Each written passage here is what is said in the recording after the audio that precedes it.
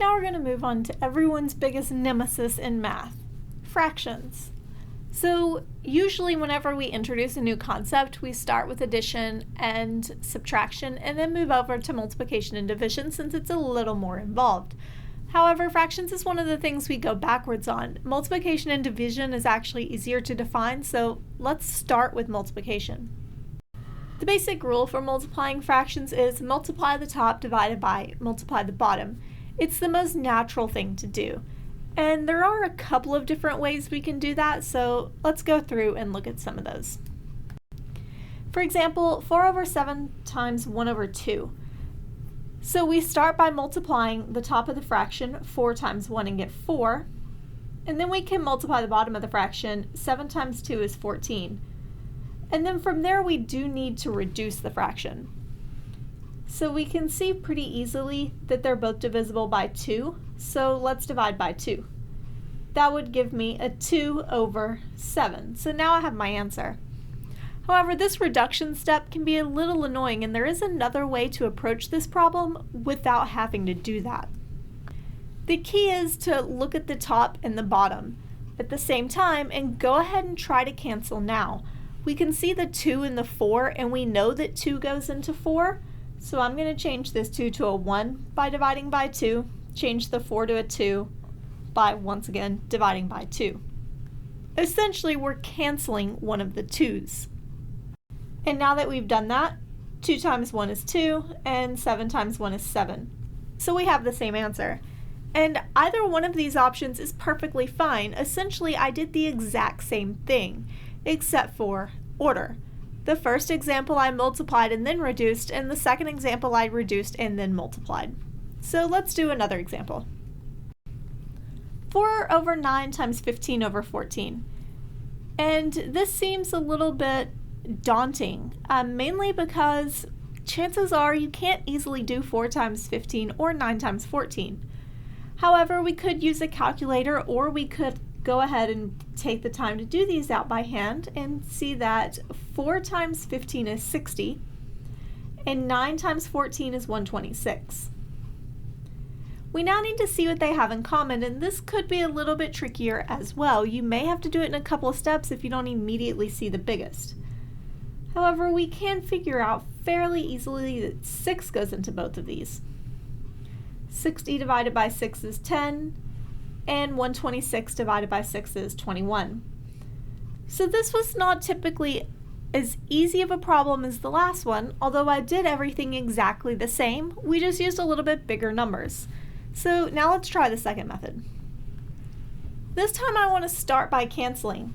I can see I have a 4 and a 14, and I can divide both of those numbers by 2 since they're both even.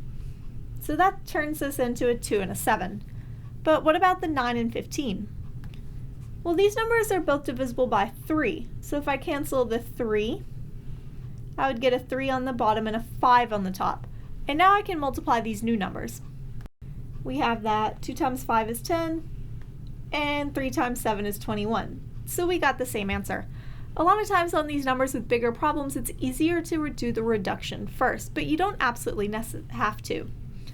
So our next question, what about division? Whenever we're dividing two fractions, a over b divided by c over d, we need to take the second fraction, flip it, and then multiply.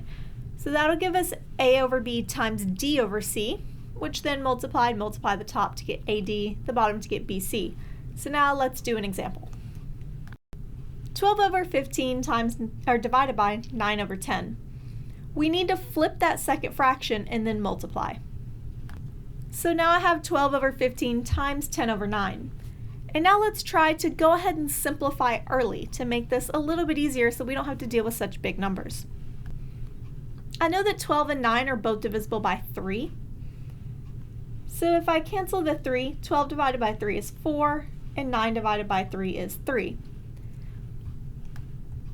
We also know pretty easily that 10 and 15 will give me, are both divisible by 5. 10 divided by 5 is 2, and 15 divided by 5 is 3. And now that I've done that, I can multiply. 4 times 2 is 8, and 3 times 3 is 9. Let's do one more example with division. 2 over 3 divided by 8 over 21. Once again, we need to take that second fraction and flip it over. Now that we've done that, we can start simplifying. We know the 2 and the 8 are both divisible by 2, so that leaves me with a 1 and a 4. 3 and 21 are both divisible by 7, which would leave me a 1 and a 7. So this time when I multiply, I just have a 7 over 4. Now that we've talked about multiplying and dividing, let's start talking about adding and subtracting. And we're going to start very, very easy. What happens if we have a common denominator? And the answer is we'll add the top and then keep that common denominator. So let's do a couple of examples here. 4 over 7 plus 2 over 7. We know that 4 plus 2 is 6 over our common denominator gives us 6 over 7. For 4 over 9 plus 2 over 9, we'll add the tops. 4 plus 2 is 6. And we keep the common denominator. But now we should be able to see that I can divide both of these things by 3. 6 divided by 3 is 2, and 9 divided by 3 is 3. So this time our answer is 2/3. So now the question is, what about a different denominator? Let's try something like 4/5 plus 2/3. So in this case, I need to find a different way to add. And the answer is we're going to have to find the least common denominator. We want to find the smallest thing that both 5 and 3 divide into. So this could be a little bit tricky, but one way to do it is to just start listing multiples. For 3, we have 3, 6, 9, 12, 15, 21, etc. For 5, we have 5, 10, 15, 20. However, I can stop now. The idea is I'm looking for the first thing that's on both of these lists. So my common denominator is going to be 15. If we change the denominator, we do have to change the numerator. We know that 5 times 3 is 15, so 4 times 3 is 12. 3 times 5 is 15, so 2 times 5 is 10. Now when we add 10 plus 12, it's going to be 22 over our common denominator, 15. Now let's do 1/4 plus 5/6. For our LCD, if I list multiples of 4, I have 4, 8, 12, 16. If I list 6, I have 6, 12, and oh look, I have a number on both. So my common denominator will be 12. We know that 4 times 3 is 12, so 1 times 3 is 3. Since 6 times 2 is 12, 5 times 2 is 10. So this time I get 13 over 12. For our last one, let's do a subtraction. This time I could list out all of my multiples, but I know the first thing they're going to have in common is going to be 22. So that's my new denominator. 11 times 2 is 22, so 6 times 2 is 12. 2 times 11 is 22, and 5 times 11 is 55. So the top of this is now going to be 12 minus 55 over my denominator. And 12 minus 55, we subtract.